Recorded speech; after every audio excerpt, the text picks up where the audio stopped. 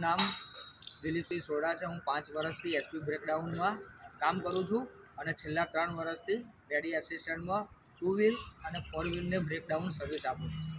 Online order મળતા જ અમે એક્સેપ્ટ કરીએ છીએ, એટલે તરત જ અમને કસ્ટમરનું લોકેશન મળી આવે છે। કસ્ટમરના લોકેશન પર પહોંચતા જ ગાડી ટોઈન કર્યા પછી 4 ફોટા અપડેટ કર્યા પછી સ્ટાર્ટ વર્ક કરીએ એટલે અમને ડ્રોપ લોકેશન મળી આવે છે।